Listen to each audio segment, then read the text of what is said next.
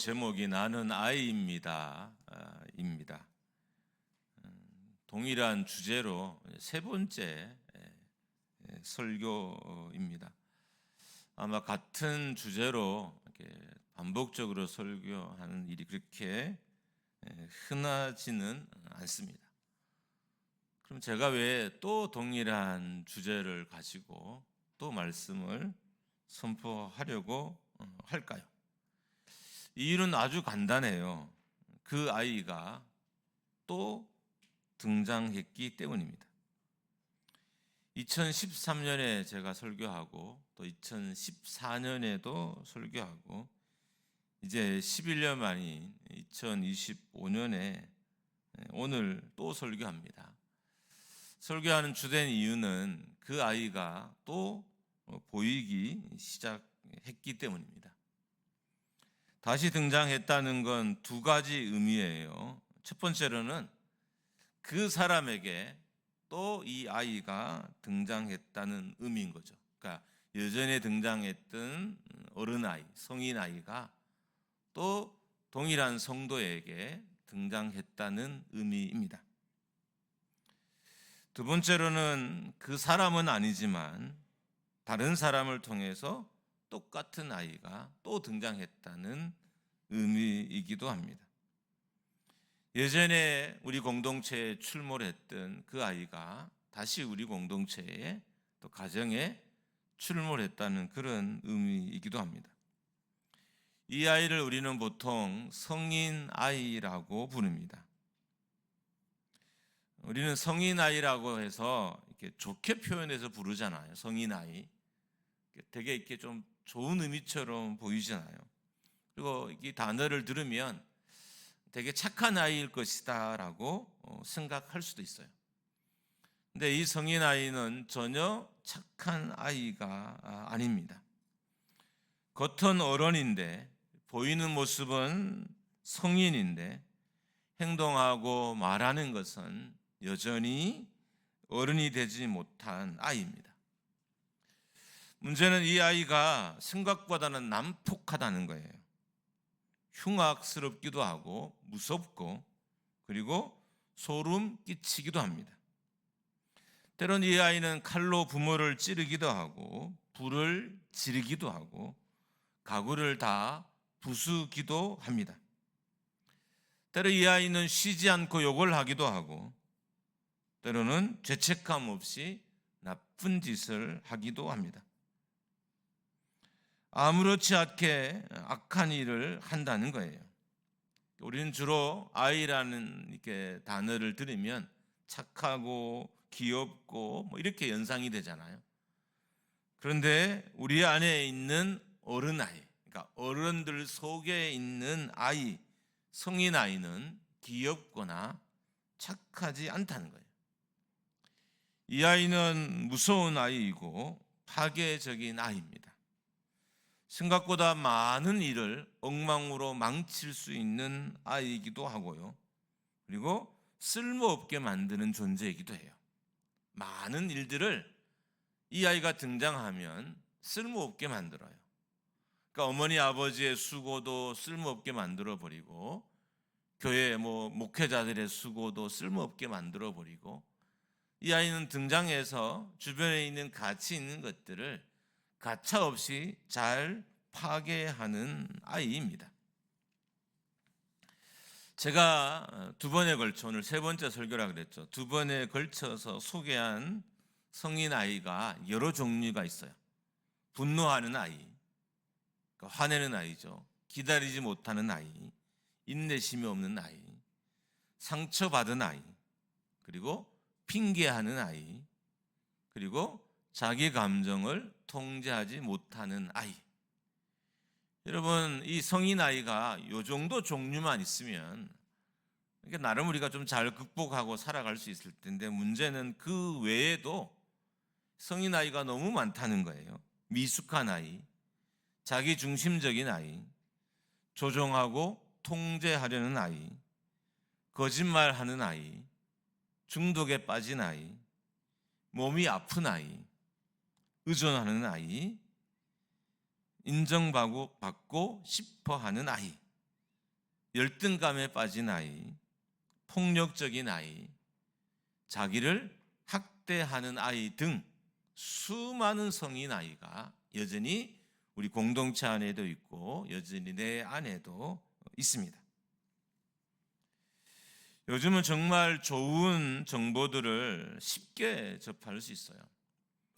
저도 그렇지만 제 주변에 보면 이제 책을 읽는 사람이 많이 줄어들더라고요. 그래서 제가 어제 밤에 아내랑 대화를 나누면서 이번에 원래는 좀 책을 많이 읽어야 되겠다. 제가 몇 년 사이에 책을 읽는 지금 현저히 줄어들었다. 이런 대화를 좀 나눈 적이 있어요. 왜냐하면 책이 아니더라도 몇 권의 책을 요약해 놓은 좋은 정보들이 많이 있고 또 쉽게 접할 수 있고, 예전에는 뭐 세미나를 참석해야 들을 수 있다면 지금은 온라인으로 다 접속할 수 있기 때문에 그러니까 쉽게 좋은 정보들을 접할 수 있어요. 그러다 보니까 책이라는 이 매체를 잘 우리가 사용하지 않게 돼요. 근데 알아야 할 것은 책을 읽었을 때 네 기억 속에 남고 그리고 내 삶에 작용하는 그 작용들과 영상이나 기타의 어떤 수단으로 그런 정보를 얻었을 때는 많은 차이가 있어요. 그래서 독서는 큰 유익이 있습니다. 제가 몇 분 성도에게 말씀드렸지만 원래 읽어야 될 독서가 조만간 정해지고 주부를 통해서 공지가 될 거예요. 그럼 저희가 여러분이 못 사면 교회에 구매해 놓고 교회 올 때마다 이렇게 구매하셔서 읽을 수 있도록 할 것이고, 또 개인이 구매할 수 있으면 구매하셔서 읽도록 이렇게 권면하는 일이 있을 겁니다. 최근에 제가 다른 매체들을 통해 접한 정보입니다. 요즘 SNS가 되게 발달됐잖아요. 근데 SNS에 잘 특화된 아이가 하나 있는데, 성인 아이가 있는데 인정받고 싶어 하는 아이예요. 그러니까 SNS 중독에 빠져 있는 사람들, 또 그것을 많이 하는 사람들의 속에는 그러니까 인정받고 싶어 하는 아이가 있다는 겁니다.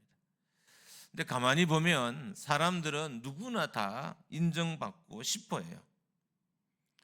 그리고 적당한 인정은 신앙생활이나 사회생활에 큰 도움이 돼요. 문제는 인정 중독인 거죠. 그러니까 아무리 좋은 기능도 그 기능이 너무 강조가 되고 너무 의미가 확대가 되면 중독 현상이 일어나요. 그래서 비물질 중독 중에 인정 중독이라는 것이 있습니다. 인정의 욕구가 너무 과도해서 인정을 의존하게 되면 인정 중독에 빠지게 됩니다. 인정 중독에 빠진 사람들의 대표적인 특징은 인정을 받으면 크게 기뻐하고 인정을 받지 못하면 지나치게 기분을 나빠한다는 거예요. 인정받으면 조금 좋고 또 인정을 못 받으면 조금 나쁘는 건 일상적인 거지만 이게 너무 치우친 거예요. 인정을 받았을 때 너무 좋아하다가 인정을 받지 못하면 너무 나빠한, 기분이 나쁜 그런 상태를 인정 중독이라고 합니다. 인정 중독에 빠진 사람들은 삶의 모든 의사 결정을 자기가 주체적으로 말씀에 의해서 하지 않고 주변 사람들의 시선에 의해서 결정을 하는 거예요. 주변 사람들의 시선과 평가에 의해서 자기의 삶을 결정하는 거예요. 그래서 결국 이 사람에게는 자기가 없는 거죠. 자기만 없고 타인의 평가만 남게 됩니다. 특별히 10대들에게는 더 강력한 인정 중독의 증세가 있다고 합니다. 왜냐하면 청소년기에는 타인의 인정에 더 많은 쾌감을 느낀대요.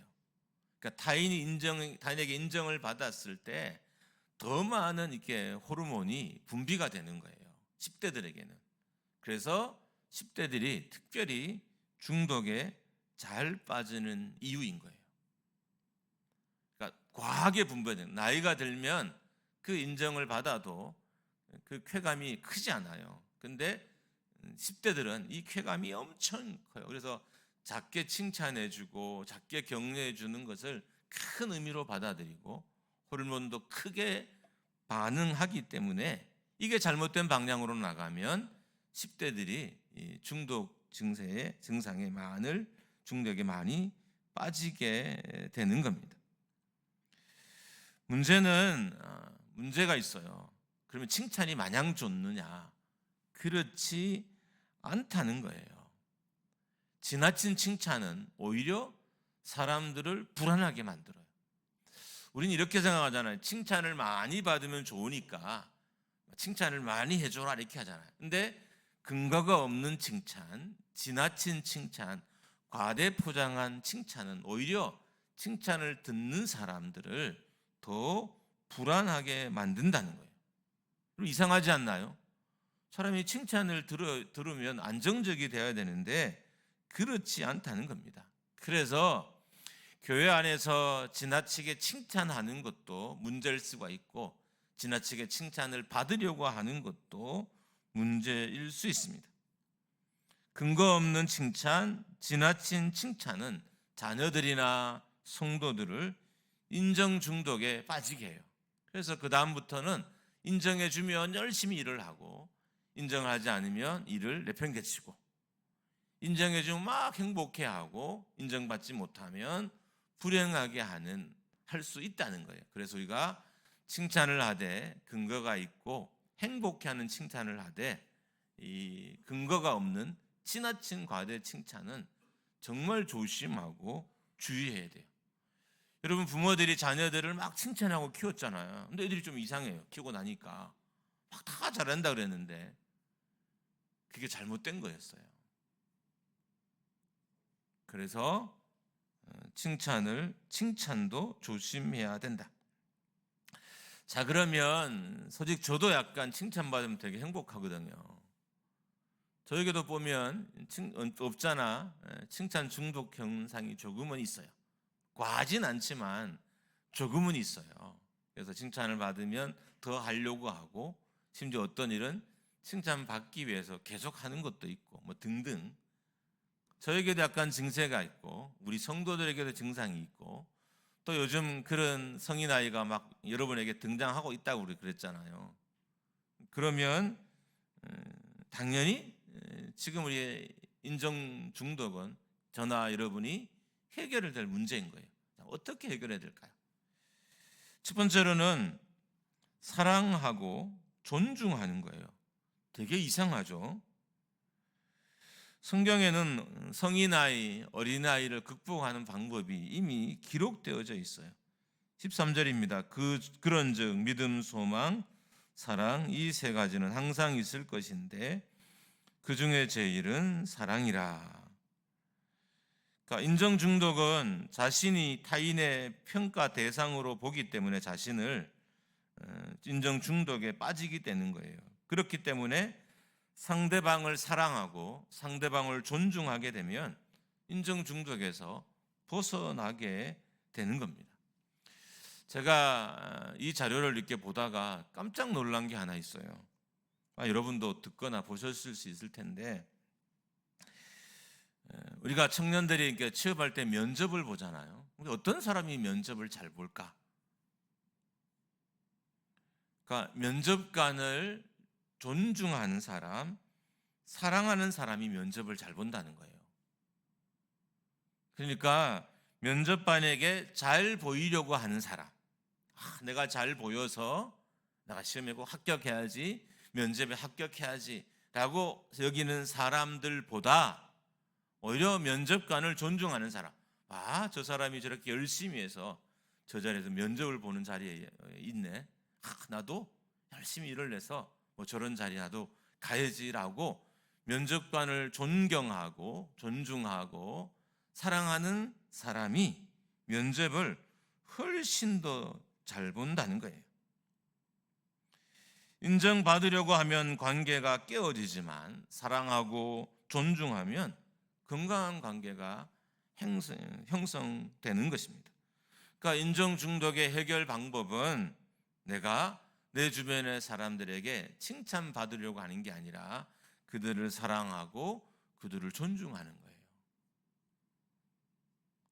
그러니까 여러분이 엄마 아버지를 존경하면 자녀들에 있는 인정 중독의 현상은 사라져요. 여러분이 목장교회를 다니면서 제가 훌륭하진 않죠.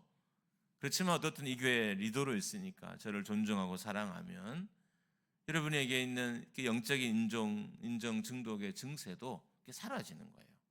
그러니까 저를 여러분 스스로를 인정받아야 되는 대상으로 보지도 않고 또 저를 여러분에게 인정하는 자로 보지도 않아요. 그럼 어떻게 해요? 그냥 나는 저 목사님이 좋고 존경한다 이렇게 관점으로 보게 되니까 굳이 인정받지 않아도 아무 문제가 생기지 않는 거예요. 그런 의미에서 인정 중독을 해결하는 방법은 사랑하고 존중하는 겁니다. 어떤 사람은 결혼을 하고도 남편에게 막 인정을 받는 아내가 있기도 하고요. 또 어떤 자녀들은 막 부모에게 인정받고 싶어서 공부를 열심히 하는 자녀들이 있어요. 자녀들 입장에서는 공부를 열심히 하는 것이 부모를 존경하고 부모를 사랑하는 것이라고 생각하기 때문에 근데 아니라는 거예요. 부모를 사랑하고 부모를 존중하는 것이 오히려 더 행복한 삶이라는 거예요. 인정을 받아서 행복한 것보다 부모를 사랑하는 것이 더 행복한 삶이라고 합니다. 인정 중독을 해결하는 또 다른 방법은 자기 자신을 인정하는 겁니다. 참 수없이 들었던 말이죠. 여러분 진리는 먼 곳에 있지 않더라고요. 그러니까 꿰면 다 여러분과 저도 이미 다 들었던 말이고 다 아는 말인데 꿰어서 내지를 못했던 거예요. 그럼 대부분 인생의 문제점은 내 주변에 있어요. 해결점은 내가 꿰어가지고 내 것으로 삼으면 다 해결돼요. 근데 우리에게는 이것을 꿰는 능력이 지혜가 부족해서 못 꿰는 거죠. 제가 지금까지 한 이 말 중에 여러분이 이해하지 못한 게 뭐가 있어요? 들어보지 않았던 게 뭐가 있나요? 다 들어본 거잖아요. 근데 우리가 잘 깨어서 내지 못했던 겁니다. 인정 중독을 해결하는 또 다른 방법은 자신을 인정하는 거예요. 남을 인정하는 것이 어려우면 자기를 인정하라고 합니다. 그러니까 우리가 타인을 인정하기가 되게 어려워요. 생각보다. 그죠? 그러면 자기를 인정하라는 거예요. 자기를. 왜 그럴까요? 왜 타인을 인정하기가 어려우면 자기를 인정하라고 할까요? 타인에게 인정받기 어렵고 타인을 인정하기 어려우면 왜 자기를 인정하라고 할까요? 여러분 우리의 뇌가 되게 이렇게 바보예요. 그러니까 여러분 이미 들었죠? 가짜로 웃는 것과 실제로 웃는 것이 뇌는 큰 차이 없이 받아들여요. 마찬가지로 뇌는 나와 타인에 대한 정보 처리가 거의 일치한대요. 별 차이가 없다는 거예요. 그러니까 타인에 대한 것과 나에 대한 것이 그러니까 별 차이가 없다. 그러니까 나를 존중하면 곧 타인을 존중하게 되고 나를 사랑하게 되면 곧 타인을 사랑하는 것으로 뇌는 그렇게 이해를 한다는 거예요. 그래서 인정 중독을 해결한 또 다른 방법은 자기를 인정하는 것입니다. 타인을 부정하면 곧 자기를 부정하는 게 되고 나를 부정하면 곧 타인을 부정하게 되는 거예요. 왜냐하면 나와 타인은 별개가 아니기 때문입니다. 인정받고 싶어하는 아이가 등장해서 인정을 받지 못하면 일을 만들기 시작합니다. 인정을 받지 못하면 사역도 그만두고 신앙생활도 그만두고 심지어 삶까지도 포기합니다. 혹 여러분의 안에는 인정받고 싶어하는 아이가 자리 잡고 있지는 않습니까? 그 아이 때문에 여러분의 인생이 막 좌우되지는 않나요? 누가 조금만 잘해주면 너무 행복해하다가 누가 조금만 못해주면 너무 불행하고 여러분 우리 삶이 과연 그럴까요? 그렇지 않잖아요. 하나님은 내 힘든 삶을 통해서 좋은 열매를 맺게 하시기도 하고 때로는 내가 외형적으로 좋아하는 것에 시험 걸리게 하셔서 넘어지기도 하시고, 그러니까 외적인 좋은 상태를 굳이 좋아할 것도 아니에요. 그게 언제든 시험거리가 돼서 넘어질 수도 있으니까. 근데 중독에 빠지면 이런 복합적인 사고를 하지 못하고 어떤 사고를 할까요? 되게 획일적인 사고를 하는 거예요. 인정받으면 행복하고, 인정받지 못하면 불행하고, 나머지는 없어요. 나머지는 없어요.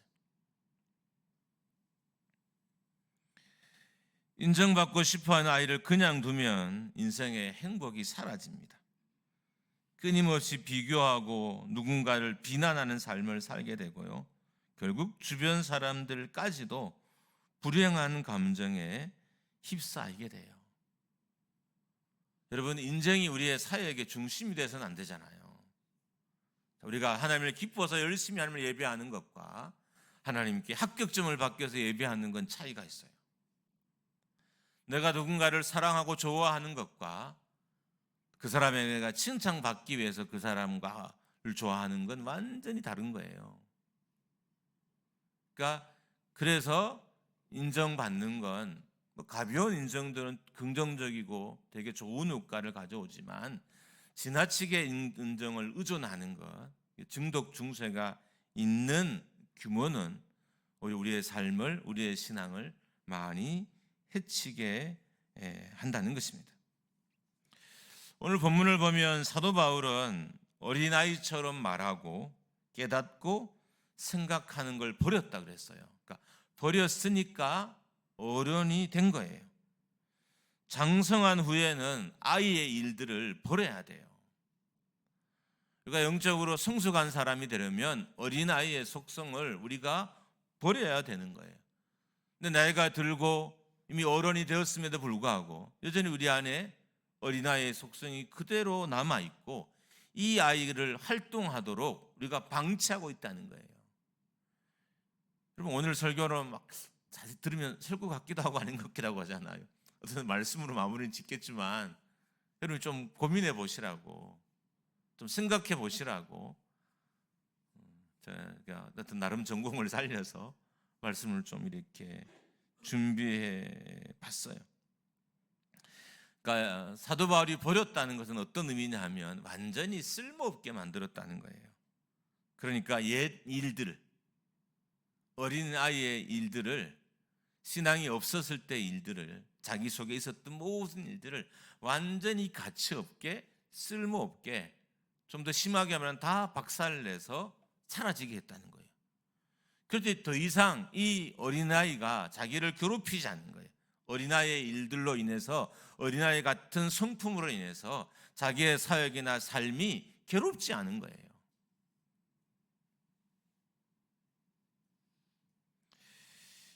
예전의 무사들은 더 이상 칼을 들지 못하게 하기 위해서 상대방의 힘줄을 잘랐어요. 죽이기도 하지만 더 이상 칼을 못 쓸도록 손이나 발에 있는 힘줄을 이렇게 탁 잘라서 잘라버렸습니다. 그러면 살아있는 동안은 이제 칼을 못 쓰는 거죠. 칼을 사용해서 누군가를 죽인 일은 이제 그게 끊어졌으니까 더 이상 못하는 거예요. 마찬가지죠. 옛일, 어린아이의 일들을 지금 내 삶에서는 이제 쓸모없게 만들어 버려야 돼요. 이게 또 등장하고 그러면 또 우리는 어린아이 같은 삶을 또 살아가요. 근데 말했잖아요. 이 아이는 좋은 아이가 아니라 난폭한 아이라고요. 폭력적인 아이라고요. 교회도 얼마든지 망가뜨릴 수 있고, 가정도 얼마든지 망가뜨릴 수 있고, 한 개인의 삶도 얼마든지 망가뜨릴 수 있는 나쁜 아이라는 거예요. 영적으로 똑같아요. 여러분의 삶에서 여러분을 힘들게 했던, 주변 사람들을 힘들게 했던, 여러분을 불행하게 했던, 사역을 엉망으로 망치게 했던 성인 아이가 또 등장하고 있지는 않습니까? 우리 교회 안에도 혹 이런 아이가 또 등장하고 있지는 않을까요? 여러분의 가정에는 또 이 아이가 등장하지 않을까요? 여러분, 가정이 성숙하냐 성숙하지 않느냐에 여러 기준이 있겠지만 그 기준 중에 하나는 그 가정에 성인 아이가 있느냐 없느냐예요. 자, 보세요. 부모가, 아버지가 성숙하지 않으면 자녀가 성인 나이일 가능성이 되게 높아요. 그럼 부모가 고쳐져야 아이의 성인 나이 이 기질도 고쳐지는 거예요. 우리는 자꾸 자녀에게 모든 핑계를 대요. 내가 어려서 그 아이의 어린아이가 막 힘을 쓰고 막 폭력적이고 난폭하게 된 것인데 우리는 나는 책임이 없고 아이에게 다 덮어씌우는 거예요. 저 아이가 문제가 있다고. 그렇게 우리가 살고 있지는 않으신가요? 성인 아이를 그냥 버려두면 주변과 자신 사람들은 불행해지고요. 하나님의 일을 망치기도 하고요. 사랑하는 가족들을 힘들게도 합니다. 성인 아이를 그냥 버려두면 어쩌면 여러분과 저의 삶이 파탄이 날지도 모릅니다. 여러분 가정에 아픈 사람이 있는 분들이 있을 거예요. 그 때문에 이제 교회 오지 못한 성도들도 있으니까. 근데 이거는 정말 힘든 일이에요. 가족이기 때문에 사랑하는 사람이기 때문에 견디긴 하지만 힘든 일이에요. 왜냐하면 이 아이를 돌보다가 이 아픈 사람을 돌보다가 자기 인생이 없어지니까. 그런데 성인 아이도 우리에게 똑같은 경험을 주는 아이예요. 내 안에 있는 성인 아이를 관리하다가 내 인생이 다 컵이 돼요. 한 번 더 마음껏 하나님을 예배하고 찬양하고 어른의 모습으로 교회를 섬기는 게 아니라 내 안에 있는 이 아이를 달래다가 평생의 시간을 다 써요. 조금 삐치죠. 조금 있으면 뭐 일 안 하려고 하죠. 뭐 조금 또 이렇게 말하죠. 조금 뭐 어디 가서 막 자기를 포기하고 막 밤새 게임을 하고 살지 않. 이 아이 달래려고 평생의 시간을 다 쓰는 거예요. 그러니까 마치 가정에 중병이 걸린 가족이 있어서 그 가족을 키우다 보면 가족도 병이 들어요. 근데 우리 안에 있는 이 성인 아이를 우리가 돌보다가 어떤 경우는 남편 안에 있는 성인 아이 때문에 아내가 병이 들고 어떤 집안은 아내 안에 있는 성인 아이 때문에 남편이 병이 들고 어떤 집안은 자녀에게 있는 성인 아이 때문에 부모의 온 평생이 불행한 거예요. 이 아이를 다루다가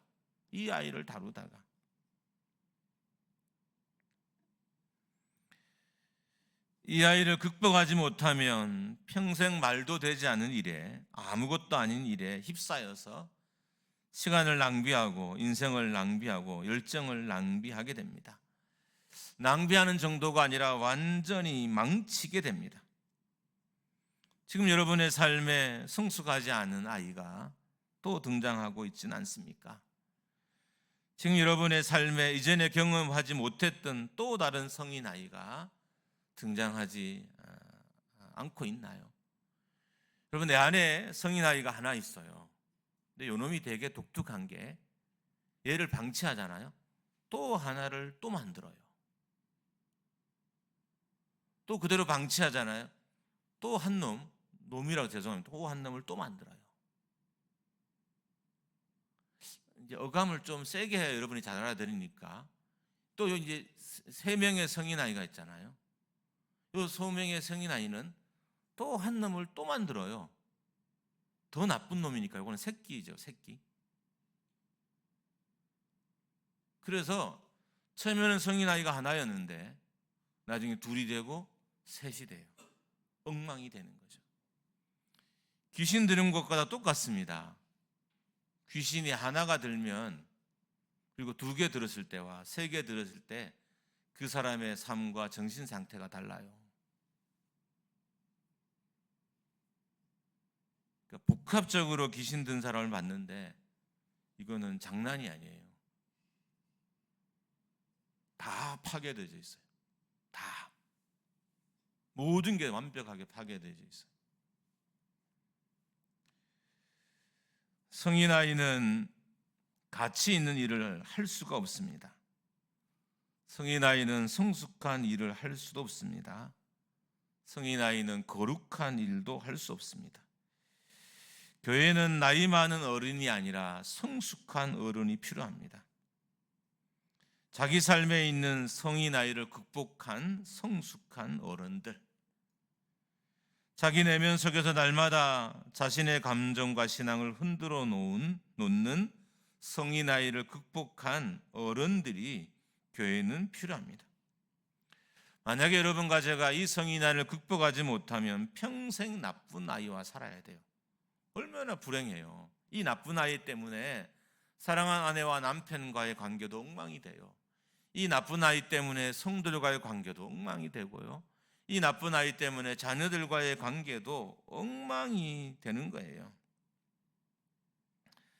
사도 바울은 예수 그리스도를 만나고 자신의 삶에 있는 나쁜 아이를 완전히 죽였다라고 합니다. 그리고 이 어린아이의 일을 버렸더니, 성인 아이를 버렸더니 어른의 일들을 할 수 있게 되었다라고 고백합니다. 여러분과 제가 우리 공동체나 내 내면에 있는 이 나쁜 아이를 극복해야 우리 교회는 하나님의 비전을 감당할 수 있는 교회가 되고, 여러분의 가정도 하나님의 비전을 품을 수 있는 가정이 되는 거예요. 여러분, 우리 사회가 이 성인 아이들로 골치를 아파요. 그러니까 시대가 품어지지 않는 거잖아. 그래서 이 나라가 이렇게 혼란스러운 거예요.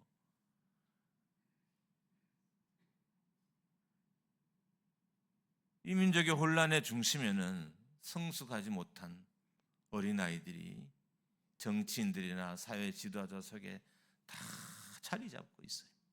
다 자리 잡고. 그래서 어른 일을 못하는 거예요. 어른의 말도 못하고, 어른의 결정도 못하고, 어른의 대화도 못하고, 어른의 소통도 안 되고, 안 되는 거죠.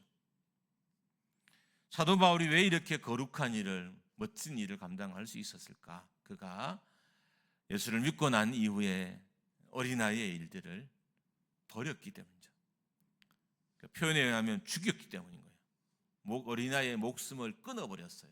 자기를 괴롭히고 힘들었던 과거의 자기를 끊어버렸기 때문에 이 사도 바울이 어른의 일을 하면서 멋진 하나님의 나라의 비전을 품으면서 그의 마지막 생명을 살 수 있었습니다.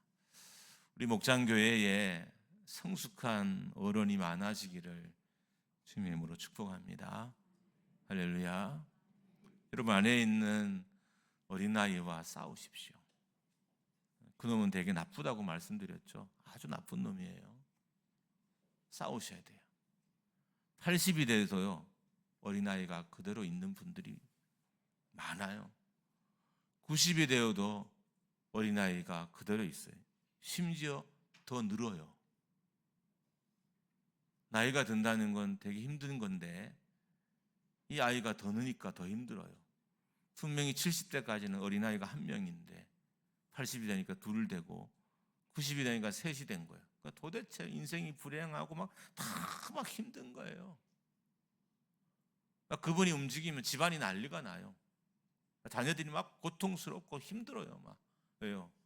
이 어린아이를 버리지 않았더니 어린아이가 많아진 거죠. 아무쪼록 여러분이 여러분 내면에 있는 이 나쁜 아이를 잘 싸워서 이기시기를 주님의 이름으로 축복합니다.